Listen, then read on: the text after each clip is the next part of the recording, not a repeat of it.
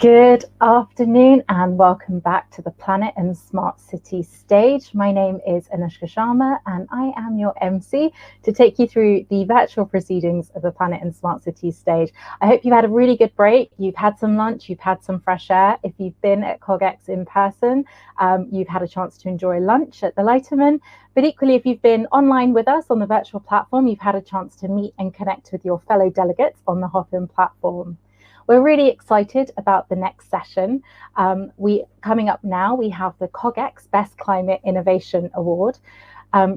Join us and stay with us to hear from the shortlisted companies to decide the Best Climate Innovation Award winner. And on that, I'm really delighted to welcome Marcel Hedman, who's the founder of Neural Research, to take us through the Innovation Awards portion of today. Marcel, welcome to CogX. The floor is yours. Thank you, Nish, and welcome all. It's a real pleasure to have you on this virtual stage to celebrate the CogX Best Climate Innovation Award. As Nish mentioned, my name is Marcel and I'm founder of Neural Research, which explores how AI is tackling global challenges like climate change. So there's really no doubt that the climate crisis is one of the biggest opportunities of the last 200 years. And this award is really trying to celebrate companies at the forefront of this challenge. But before diving into the pitches, let's introduce the judges. First up, we have Delaney, founder and managing director of Gallium Ventures. We have Miles Kirby, chief executive officer of DeepTech Labs, Sarah Jones, senior venture manager of Creative Destruction Lab, and Akriti Dokanya, investor at Octopus Ventures. It's a real pleasure to have you all on the stage and really happy to have you share your expertise with the companies before us. But before diving into the pitches, I would like to now hand over to Graham Stewart, who's Minister for Export at the Department for International Trade, to share some words with us all. Over to you, Graham. Thank you, Marcel, for that kind introduction, and good afternoon, everyone. It's a great compliment to be sharing today's virtual stage with such an impressive array of creators and innovators. And I'm particularly pleased to be playing a part in recognizing those of you at the forefront of helping solve the global climate crisis. So whether it's harnessing plant proteins to reduce plastic packaging or using AI and data to reduce the aviation industry's climate impact, today's nominees are showcasing the immense skill and talent that we have in our arsenal as we battle climate change. So congratulations to each and every nominee, and win or lose today, please just keep on doing what you're doing. It is really, really important. Now here in the UK, we've got a proud record of bold climate action, both domestically and I'm pleased to say internationally. We were the first major economy to legislate for net zero emissions by 2050, and we cut our emissions by more than any other major world economy since 1990. We're home, I'm pleased to say, to the most offshore wind installations in the world, and we have world-leading capabilities in areas such as smart energy systems, sustainable green finance, and electric vehicle manufacture. But our aspirations don't stop there. Last November, the Prime Minister set out the government's 10-point plan for a green industrial revolution. That's right, we are going to mobilise £12 billion of government investment, hoping to see as much as 3 times that again from the private sector, and that will support up to 250,000 green jobs. At the same time, we've doubled our international climate finance to 11.6 billion over the next 5 years. So we're trying to do what we need to do at home, but we're also helping those on their net zero journey abroad. Our ambition, I have to tell you, and we are bold in our ambitions, is to turn the UK into the world's #1 centre for green technology and finance, underpinning a sustainable future for us all and laying the foundations for decades of green-fuelled national prosperity at the same time. Yes, we want to do our bit for the planet, and we believe we can do it in such a way that it'll promote jobs and prosperity here at the same time. At the Department for International Trade, where I'm a minister, we're clear that trade and the environment aren't mutually exclusive. Since 1990, the UK has managed to cut its emissions by 45% and still grown its economy by more than 75%. So we've cut that linkage between GDP and carbon emissions. In fact, we see strong trade policy as a powerful vehicle to help us achieve our environmental ambitions, not the reverse. That's why we've cut tariffs on more than 100 different products to back renewable energy, energy efficiency and carbon capture, and we are pursuing a range of provisions in free trade agreements that will support climate change and clean growth aims. We're also, of course, looking to support businesses to exploit these commercial opportunities in the clean growth space by making sure the right support, promotion and financing are all there. That includes expanding the export renewables financing that's available from our export credit agency, UK Export Finance, which has come right up on the rails like a great racehorse. It was, I think, second in the world last year for green credit agencies. We've developed a dedicated clean growth unit here in my department, and we're looking to support the low carbon economy across all sectors. But I have to tell you, and of course I think most of you on this call will know this, the next 18 months are absolutely critical for our planet and our progress towards the goal of keeping mean temperature rises well below 2 degrees C. So we're really looking forward to hosting the UN Climate Conference, COP26, later this year, so that we can really galvanise global action on the environment, encourage more countries to raise their ambitions and come forward with ambitious NDCs. The UK's presidency will champion fiercely the need for international cooperation to accelerate the world's, not just our, but the world's transition to net zero, and at the same time partnered with that building a resilient economy.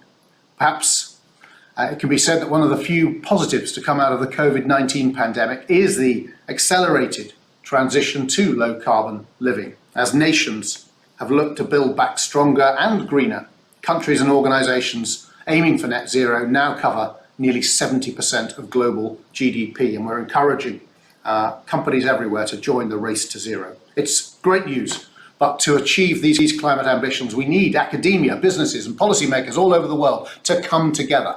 Global problems require global solutions, and it's only by working together that we can ensure a sustainable future for generations to come, as well as a fruitful economy that can deliver good living standards for everyone. Back to you, Marcel, and thank you so much, and congratulations to all those nominated. So the part that I guess all been waiting for, I'd like to now introduce Adam Durant, CEO of Satavia, to pitch first. So over to you, Adam Durant. Thank you very much. So hello everybody, my name's Adam Durant. I'm Chief Executive and founder of Satavia. We're a data and analytics company based in Cambridge, making aviation smarter and greener. We're delighted to be shortlisted today for the Climate Innovation Award. So CO2 is not the only cause of climate change. In fact, in the case of aviation, 60% of the impact comes from aircraft contrails. And so over the past 12 weeks, Satavia has been actually working with a large Middle Eastern airline via an initiative called Aviation X Lab, where we've been evaluating the feasibility of flight planning to minimize this climate impact. And what we're aiming to do is convert that into a carbon offset credit and ultimately build a sustainable business model around this and enable the airline to trade carbon credits. But the total impact actually from both the emissions and the contrails comes to nearly 3 billion tonnes of carbon dioxide equivalent. And why is contrails an issue? Well, there's always contrails somewhere. The clouds themselves act as a blanket and direct heat back downwards, causing surface warming. And of course, regulations coming. So the airlines are going to have to take some action. So a bit about Satavia. We're based in Cambridge usually. We care about sustainability. Customers today include the major aircraft OEMs. We've had kind support from the UK Research and Innovation, European Space Agency, and we're working with some of the largest cloud providers. And we've just completed a session with TechNation Applied AI. So we're nearly 20 strong. We bring together people with backgrounds in data science and AI, data and software engineering, aerospace engineering and atmosphere and climate science. We've got a very strong science team, and our solution is to enable airlines to do smarter flight planning so they can adjust the height of their flight plans, they can adjust the routing to avoid the parts of airspace that form contrails that last long enough to affect climate. It's all feeding off of the core technology, which we're calling 5DX. It enables us to create a digital twin of the Earth's atmosphere. So our long-term goal is to integrate with flight planning software providers, but ultimately to get to carbon trading. And I've just actually coming to you from Dubai because we've just completed this session in the Aviation X Lab. And so we're aiming to be working with a large airline, and we think we can save over the next 12 months over 200 kilotons of carbon dioxide equivalent. So that's our immediate target, but we of course want to scale this across the whole industry. So thanks very much. Adam Durant, Chief Executive of Satavia, making aviation smarter and greener.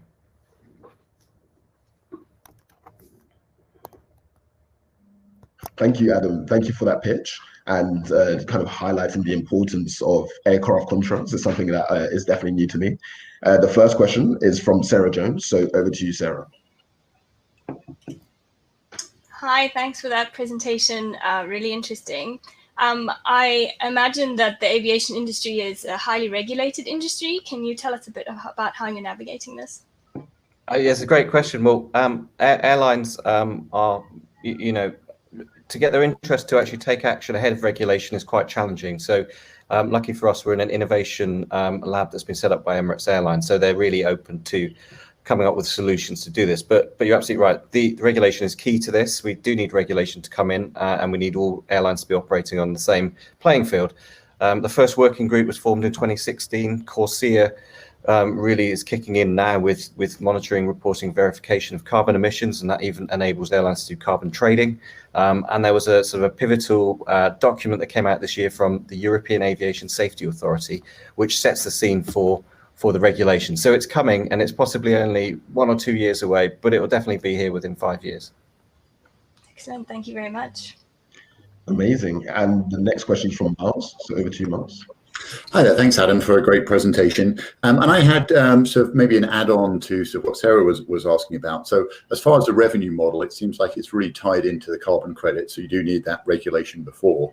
Then will you get a percentage of that, or how's your business model going to work? That's a great question. So actually today we can offer software as a service, if you like. So we can add data layers to existing flight planning solutions, and we're talking to a number of aviation corporates about integrating into those existing solutions.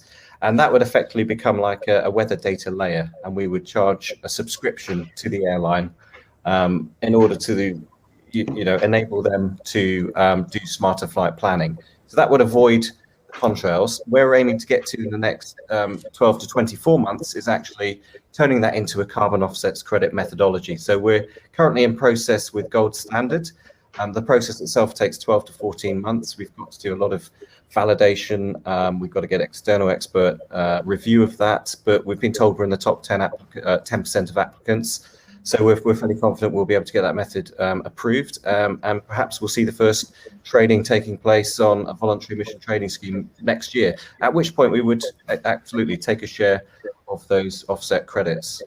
So that's really where the commercial opportunity lies, but fundamentally we're trying to provide a technological solution and back it up with a commercial business model that's attractive to the airlines to take some action. Great, thank you, Alan. Amazing. And I'd also like to slip in a question. I'm very interested to know where that inspiration for this idea came from, especially in aircraft controls. It's not something people would naturally see every day. That's a great question.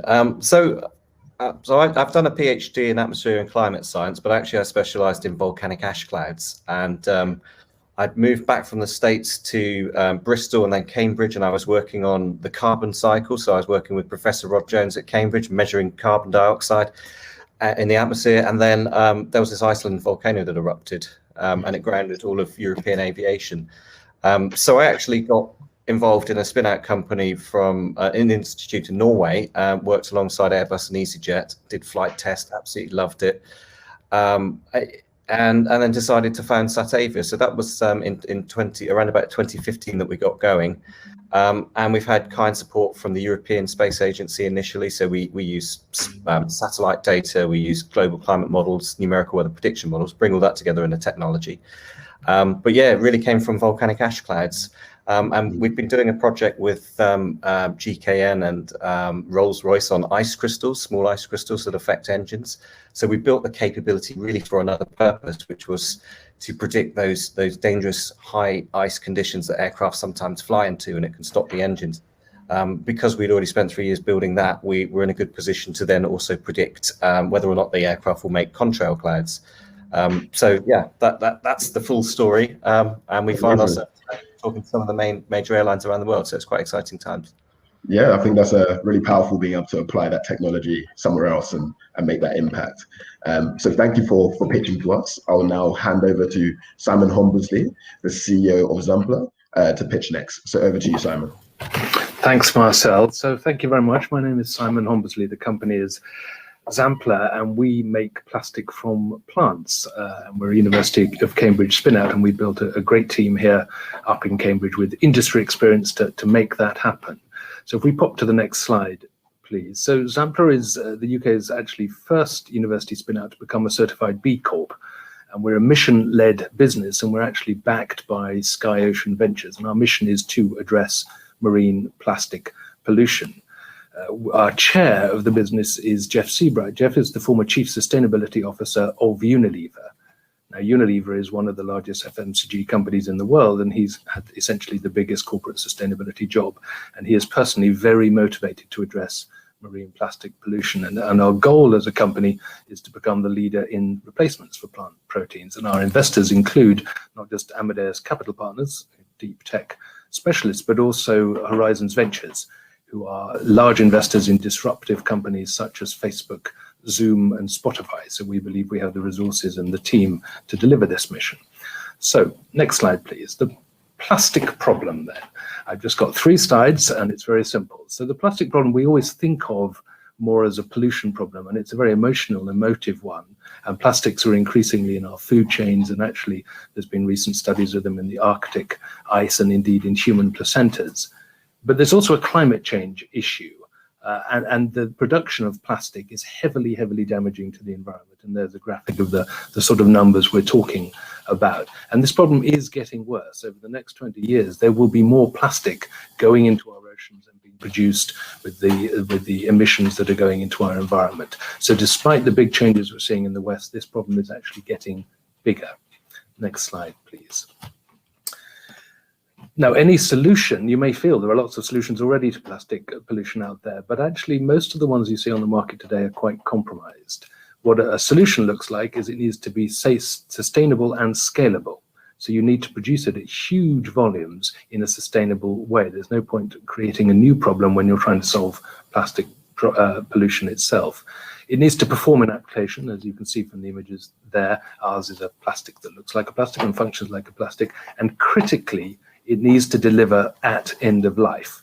So most of the replacements for plastic at the moment are chemically modified so that when they hit the environment, they actually last for 50 years, sometimes 300 years.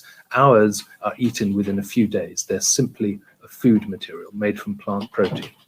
And that's the deep tech science behind our work that's been in development for around 10 years, both here at the University of Cambridge, also at Harvard.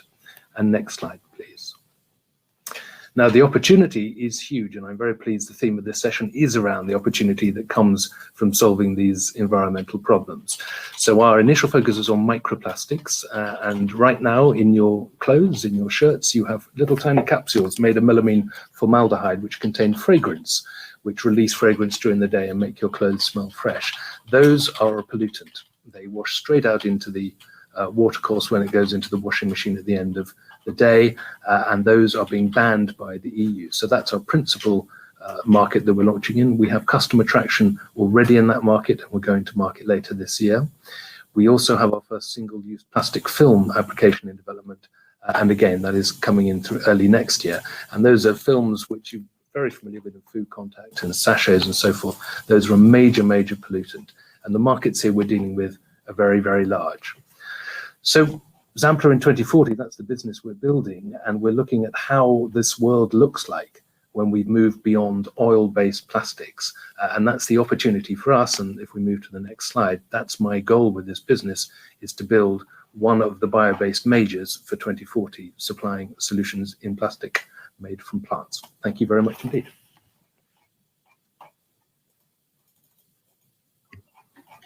Thank you, Simon. That was very powerful, the opportunity that can be made from using plants to make plastic. Our first judge, Heather, has a question for you. So over to you, Heather. Yeah, hi, Simon. Thank you for the presentation.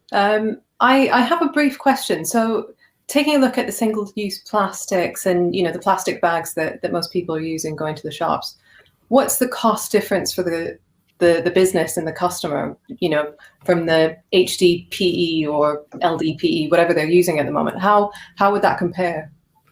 I think generally all bio-based replacements for plastic are going to be much more expensive today than synthetic fossil fuels. And the reason for that is oil is practically free, and that industry has had 80 years to optimize and quite a few $1 trillion of investment to get there.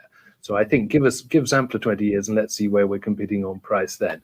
But we are cost competitive against other bio-based materials, and that's really our competition at this stage. The real disruption here, we're not creating disruption. Consumers have turned against plastic. Regulators have turned against plastic. So our business model is essentially to track those regulatory drivers and provide solution to those businesses that are already being disrupted. Okay. Amazing. And over to Karie next. Simon. Hi, Simon. Can you hear me? Okay. Hello great. there. Yeah. Nice to meet you again. But really, my question is around the supply chain around it, right? Because you're coming up with this new bio-based material. What does the supply chain look like? Do you have to build that completely by yourself, or are you going out to partners and trying to build that out?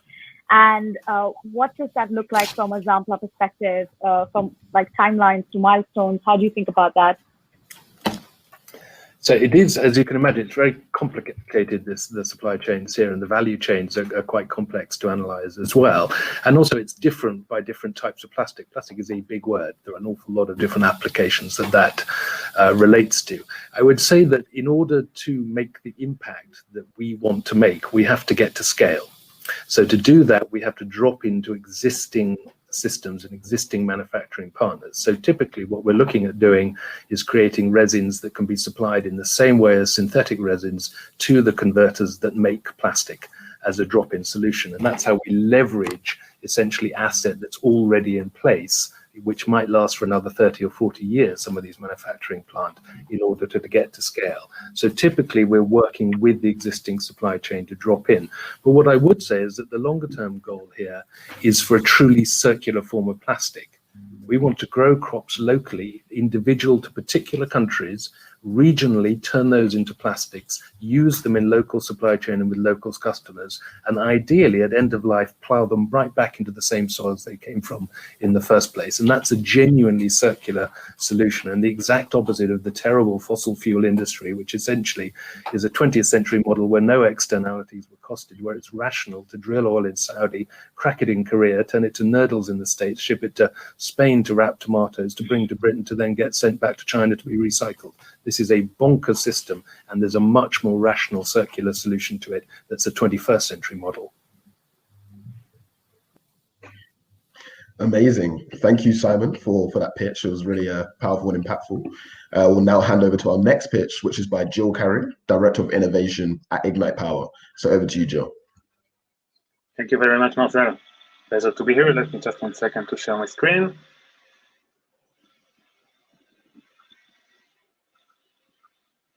Okay, can everybody see my screen? It seems so. Perfect. All right. I have to stop. All right. So, hey, everybody. My name is Gil, and ever since I remember, I was extremely fascinated about the way technology can impact millions of people for the world. And in the next 4 minutes, I'm excited and honored to share with you how we at Ignite Power are doing just that. So I want to start with a story that happened in summer 2018 in rural Rwanda, where 52 families stopped paying their monthly payment for electricity. That meant hundreds of people going back to living in the dark. Now, unfortunately, this is more common than we all want to imagine, as today, more than 750 million people worldwide are still living without access to electricity in their home. More than 600 million of them reside in sub-Saharan Africa. Now, for the majority of us, even imagining a world with a day without electricity is pretty much impossible. But living without electricity and without access to electricity in your home prevents any hope for a better future. It prevents access for better education, for financial services, economic development, and much more than that. And on top of all that, it also creates major health and environmental hazards, as those hundreds of millions of people are using combustible fuels and open fire on a daily basis for heating and cooking purposes. Coming together cumulative to hundreds of millions of people every day, this is a major issue on climate, on global warming. 7 years ago, Ignite Power was founded to change this reality. By providing customers in last mile communities across the sub-Saharan region with affordable, sustainable, off-grid solar home systems, we enabled customers to connect to home electricity for the very first time. But with every deployment we made and with every village we connected, one thing became more and more clear. And that is that if we want to connect millions and tens of millions and hundreds of millions, we have to think bigger. And what can be bigger than, big data? Operating in sub-Saharan Africa is extremely challenging and can be risky for a lot of international investors. Investors that we need if we want to be able to scale operations, to connect more people, and to push our prices to be more affordable. That's why today we collect and analyze tremendous amount of data about our operations and about our customers throughout the region. With this data analytics, we are now able to make our operations smarter, to make our services more affordable, and to raise in advance red flags regarding issues related to our customers and to support them before they stop paying, and by that mitigating the risk both for ourselves and for the investors. Let me show you one real-life example of how this data analytics affects people in the last mile communities. If you remember the 52 families I mentioned 2.5 minutes ago, so when we ran the data through our data analytics and AI tools, we didn't know what we are looking for, but we looked for patterns. And we saw that they all had one thing in common, and that was they all had an 18-year-old back home. No, that's not a lot, but it is something. So with that, we sent our teams to visit those families, and what they learned was absolutely amazing. They saw that in all those families, this 18-year-old was the one helping his parents, his or her parents, with operating the solar systems and conducting the monthly payments. When they turned 18, they moved to the city, and the parents, although they had the money and they wanted to keep using the services, just didn't know how to do it. That's why today, every time our customers' child turn 18, an agent is going to visit the family and to see if there is any help or anything they need from our side in order to be able to keep using the services. And this is just one example of one lesson that we learned along the way. With this lesson and many, many more that we learned over 7 years, we already connected more than 1.5 million people to electricity in 4 different countries. We created 3,500 job opportunities for last mile agents. By the way, 1/3 of them are women. And we are saving hundreds of thousands of greenhouse gas emissions every year. And here's the best part of all.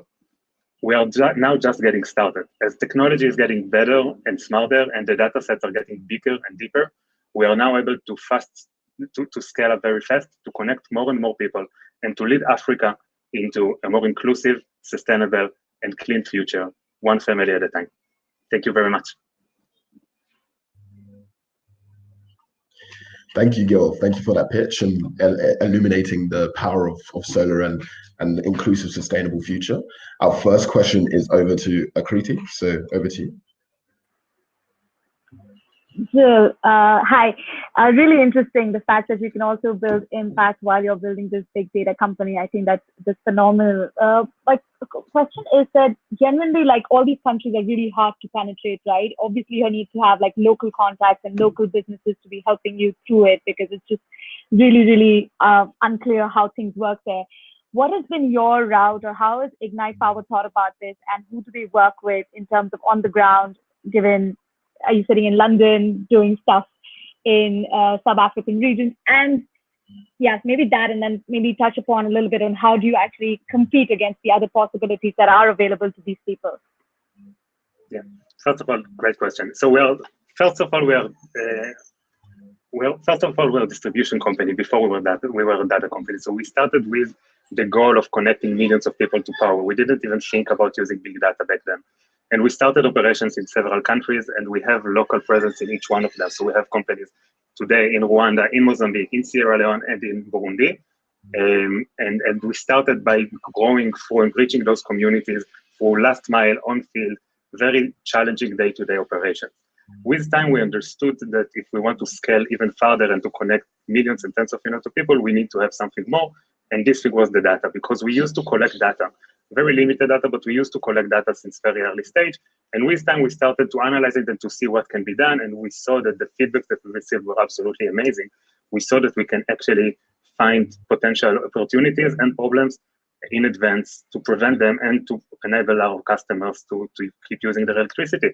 So we started very small, and as we scaled the operations, we started to build these data analytics tools, and now we're combining the two.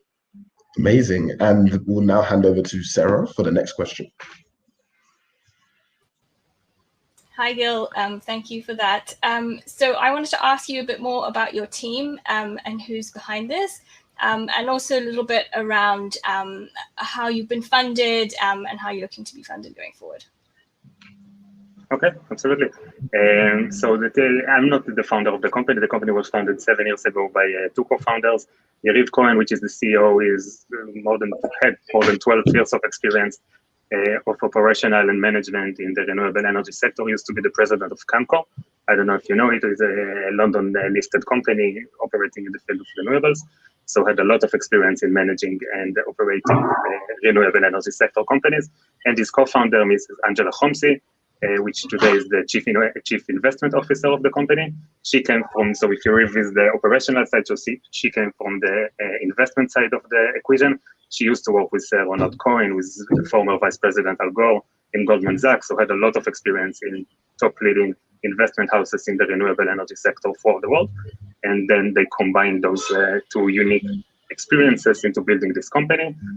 As for myself, I come from a bit of a different background. I come from the innovation sector. I used to be a journalist for Forbes magazine, and then teaching innovation in the academia, built a few startups, and then joined the company. So that's regarding the team. Regarding the second half of your question, so we were funded, we raised quite significant amount so far. As I said, we're already in field for 7 years now. But as we are constantly growing and we constantly going to additional markets and to connect more people in the currents that we currently operate in, we are also in the constant quest to raise funds. Thank you. Amazing. And thank you for all of those responses, Gil. We will now hand over to our last pitch. And this is from Brittany Harris, CEO and co-founder of Qualis. So over to you, Brittany. Hi, everyone. Wow, thanks so much for having me. It's both amazing and quite intimidating pitching alongside such amazing companies. So hopefully I can live up to the task. And I hope you can now see my screen as well. Brilliant. So yes, my name is Brittany. I'm one of the co-founders and I'm CEO of Qualis. And we are tackling one of the world's most pollutive and disruptive industries to try and build a more sustainable future. So what that means for us is that we're addressing the fact that construction is responsible for around 40% of the world's raw resource consumption, but also generates around 40% of our global carbon emissions. That might not seem that surprising given we literally build the world around us, but what terrifies me is that 13% of those materials that we consume go direct to waste without actually being used. And it's this inability to manage the raw materials that we use in construction that not only has a massive impact on the environment and on cost and profitability, but it's also started to impact people's lives. So here in the UK, we had a recent disaster called the Grenfell Tower disaster, where 71 people lost their lives because the wrong materials had been installed in a building, which resulted in a catastrophic fire. So the industry is now becoming acutely aware that we need to get a grip on what we're putting into our buildings and how we're managing our work. And this is what we're tackling. So my co-founder and I were both from the construction industry. I am a civil engineer. I've been in the industry for about 10 years, and I spent most of my time on the design side, working for amazing international engineering consultants, including Bureau Happold and Mott MacDonald. My co-founder Jade is a lot more hardcore than me. She spent a lot of time out on site on two major infrastructure projects here in the UK, both Crossrail and HS2, working as an environmental advisor for Skanska. And it was really in those roles that we came across this incredibly frustrating and distressing challenge within our industry, that we quite simply really struggle to manage our environmental impact. But why does construction find it so hard? Well, the reason is that largely across the globe, we still rely on very manual, very paper-based processes to track the materials that come on and off our construction sites.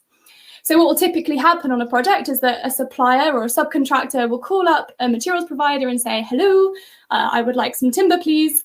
That will get delivered to the site on a truck, and they will hand over a piece of paper that says, right, this is what I've delivered to you. This will often differ from what was ordered. And in that process, we need to check that it's come from a responsible source. The challenge is that then gets taken away by someone who types it into a spreadsheet. And in that process, not only does it take around 2 months to get the information from the gate of the construction site to the office, also about 60% of that data goes missing or is input wrong. So by the end of it, we don't really know what's in our buildings, and we're carrying out a huge amount of rework to try and undo the mistakes that we make. So this was what Canary Wharf was struggling with when we engaged with them. And they said, look, if you can fix this for us, we'll buy Qflow. And so back in 2018, we built our first prototype, which was then deployed and proved very successful. So what Qflow does is it automates the capture of those goods received notes, those documents that say what material has been delivered. And then we digitize them automatically and audit them to make sure that, firstly, it's the right material for the project, that it has the right certifications and criteria, and that also they're able to use that information to make sure that they are not only managing that material appropriately, but they're able to account for the carbon that goes into that project. So that proved to be very successful at Canary Wharf, and we've now scaled up that tool to capture all materials from your timber, concrete, steel, all the way down to nuts and bolts and packets of biscuits, and also all the waste going off. And this has helped our clients save hundreds of thousands of pounds and hundreds of hours. So the construction industry is still very much a bottom line driven industry. And so if we're not providing them with time and cost savings, they wouldn't be using us. And so we've been tracking with them exactly what that looks like. And we've been continuing to scale this across the industry. So this year, we closed our first enterprise client with Bouygues UK. Many of you will know they're a huge French contractor. We've also closed our first deal over 100K with HS2, which is a huge rail infrastructure project here in the UK. And we're continuing to grow those accounts, not only bringing in new organisations who are using Qflow, but also scaling that up within those organisations.